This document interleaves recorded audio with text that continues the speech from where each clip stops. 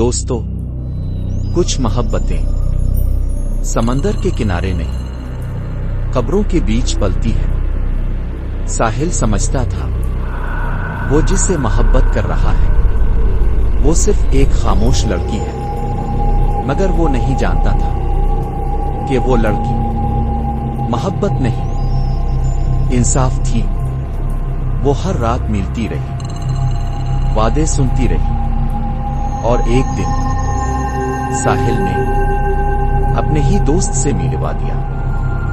इस रात समंदर ने सिर्फ लहरें नहीं उगली, सच भी बाहर आ गया।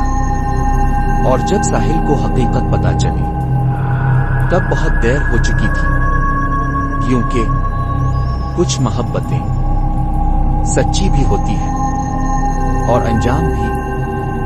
पूरी कहानी देखने के लिए लिंक डिस्क्रिप्शन में मौजूद है।